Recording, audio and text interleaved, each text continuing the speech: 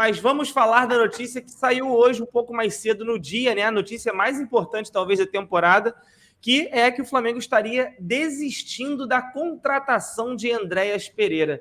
Acho que notícia melhor do que essa não há, né, Rafa? Uma notícia para deixar qualquer rubro-negro aí que, sei lá, não tem nem palavras. Estou até emocionado nesse momento aqui, cara. Mas parece que o Andréas não vai fechar com o Flamengo. Ao menos Papai do Céu é rubro-negro, porque o senhor ele é Flamengo e Flamengo eu também sou. Graças a Deus. E vamos com tudo, Rafael. Cara, eu confesso que eu já tinha até demonstrado a minha opinião, que eu achava que se o Flamengo tinha realmente apalavrado, o Flamengo deveria fechar o negócio por questões de mercado, relação com o empresário, relação com o clube, mas eu não posso negar, cara, que foi uma excelente notícia. Assim. O Flamengo estava prestes a fazer um negócio ruim e já anunciadamente ruim. Olhando agora em retrospectiva, realmente depois daquele lance da final da Libertadores, seria uma contratação muito delicada de fazer, e isso aqui eu sempre falei, para que o Flamengo contratasse um jogador que carrega um fardo tão pesado diante da torcida, era para ter sido um negócio altamente vantajoso, era para ter sido uma oportunidade de mercado totalmente extraordinária, e o Andréas Pereira, avaliado em 12 milhões de euros, não é uma oportunidade extraordinária de mercado, eu acho que ele está até bem avaliado. Acho que seria o preço que o Flamengo pagaria, talvez se o Flamengo vencesse aquela Libertadores com uma boa partida do Andréas Pereira. Então, acho que o Flamengo realmente nunca teve essa certeza toda, porque tem muita gente falando, foi questão do Bacen e tal. O processo do Bacen é muito antigo. Depois que a tal da penhora de 127 milhões, que foi o grande problema em relação ao Bacen, caiu, o Flamengo voltou ao mercado normalmente. O Flamengo contratou o Santos, o Flamengo trouxe alguns reforços, né? Fechou a janela agora com a chegada do Ayrton Lucas, do Santos, do Pablo, do Marinho. Chegaram aí alguns jogadores e eu acho que o Flamengo, se havia essa possibilidade do distrato, se o Flamengo fez somente um ajuste com o Manchester United, melhor ainda, né? A gente não sabe até agora se o negócio realmente estava fechado, só uma assinatura pendente, ou se era só uma manifestação de intenções. Se foi, melhor ainda, torna a viagem à Europa do Braz e do Spindle ainda mais vazia, porque eles foram à Europa para reforçar o time e talvez a grande movimentação teria sido fechar com o Andréas Pereira. Pelo menos foi o começo da viagem. E aí, o grande objetivo depois virou um negócio que não se concretizou, acaba trazendo um questionamento ainda maior. Mas a verdade é que alguns chegaram a falar isso. Eu me lembro do Marcão falando isso aqui na bancada, falando o seguinte, mas por que não espera? Vamos supor, o Flamengo gosta do jogador, mas por que não espera o jogador se recuperar e a partir da recuperação dele, até do ponto de vista psicológico, o Flamengo paga o preço? E aí o Flamengo acho que percebeu isso. Eu acho que percebeu isso, por mais que muitos queriam acreditar na recuperação do jogador, eu acho que ele carrega um fardo muito grande a ponto de criar um risco pela contratação. A verdade hoje é que a gente não sabe se algum dia ele teria condições de se recuperar no Flamengo, e aí, para fechar com esse jogador, é melhor você dar o benefício da dúvida para outro.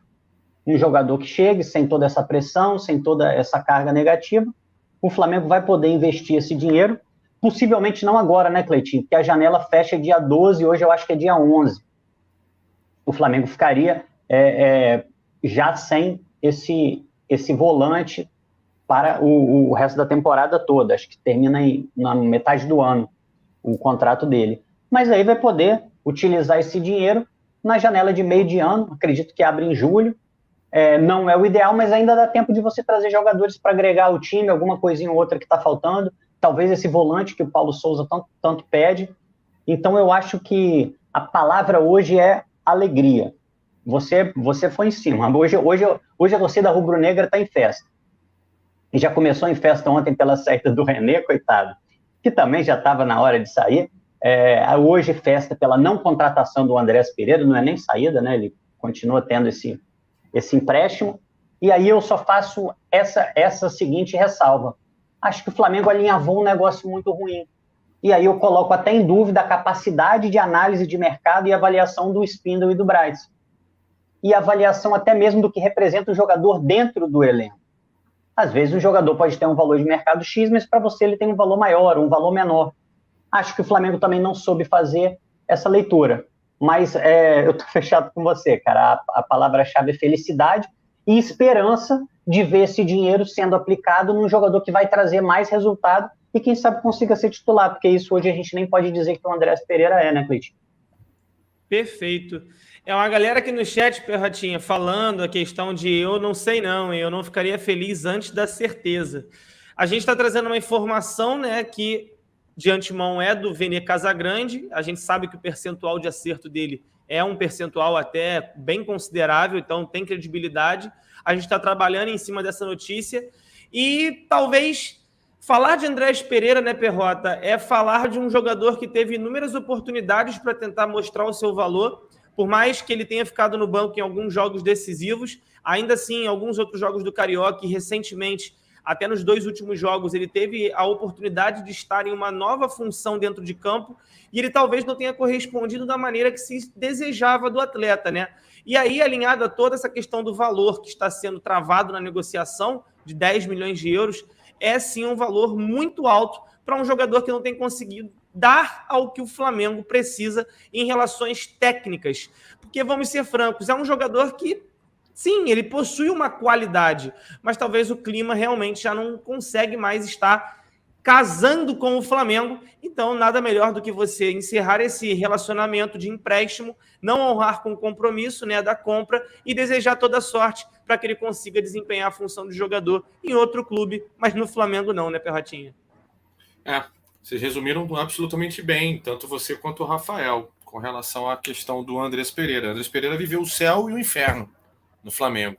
Enquanto a chegada dele e o desafio de substituir Gerson, e o Gerson era, sim, se não o principal jogador do time, um dos principais, Andrés Pereira chega e assume o posicionamento, assume um futebol, mostra o futebol e técnica, como você mesmo disse agora, Cleito, que inclusive no começo enganou, entre aspas, né? Que a palavra não é enganar.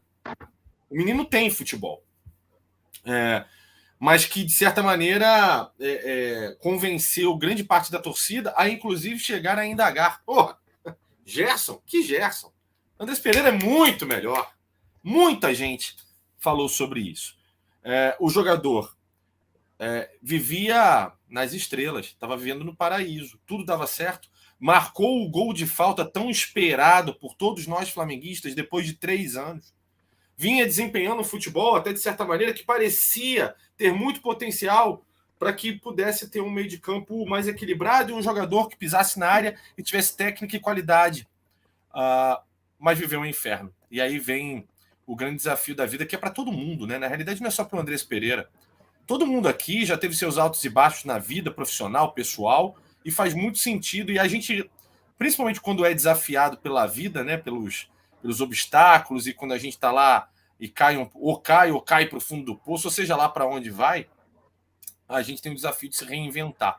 A gente tem o desafio de tentar trazer força e puxar da onde for a competência, serenidade, seja lá, enfim, o sentimento, mas se reinventar e subir de novo, e tentar se levantar e vencer de novo. Fato é que o Andrés Pereira, não só pelo período, porque o período é curto, sim, de empréstimo, mas também pela falta de capacidade de se reinventar e pela falta de capacidade de poder fazer vencer de novo, mostrar que estava ali, que podia superar os problemas. Andrés Pereira não se reinventou. O Andrés Pereira se desafiou, talvez, se manteve num palco que certamente não lhe foi favorável, e errou, e continua errando. O último jogo agora contra o Atlético Goianiense na estreia do Brasileirão, o erro crasso dele foi dele, né? Ontem o Bruno Castanho mostrou muito sobre isso. E eu tendo o único ponto, talvez, de discordância, e acho que nem é de discordância com relação à fala do Rafael, é com relação ao seguinte: a janela em que Andrés Pereira foi contratado pelo Bruno Spinel e o Marcos Braz foi aquela janela que veio ele, o Kennedy e o Davi Luiz, né? Logo depois do Davi Luiz, foram 3 contratações de peso, na realidade, na época, em que o Kennedy praticamente não teve oportunidade, não foi bem. O Andrés, de certa maneira, convenceu por um tempo, mas depois viveu o inferno até pelos erros cometidos. O Andrés Pereira é o autor, e eu vou continuar dizendo isso, é o autor do maior erro da história do futebol do Flamengo, né? Infelizmente. E o Davi Luiz está aí, sendo um jogador bom na zaga do Flamengo, em que a gente tem ali algumas valências e a gente tem também alguns puxões de orelha para dar, porque realmente não tem feito tanta diferença assim, mas tem jogado bem na maioria das vezes, não tem sido um mico e não tem sido responsável diretamente por erros crassos, diretamente por vexames e derrotas acachapantes, né? Não aconteceu. Graças a Deus, vamos bater na madeira para que isso não aconteça, que Davi Luiz consiga entregar alguma performance até ao final do ano, para que de repente até convença o Flamengo a estender o contrato dele. A única coisa que eu discordo do Rafael é que é o seguinte: a viagem do Braz e o formato de contratação talvez tenha sido errada, eu não acho. É a única coisa que eu acho que talvez tenha sido até correto, o fato de ter feito por empréstimo, com um passe fixado, e se você quiser exercer o poder de compra, você exerce, senão você não compra.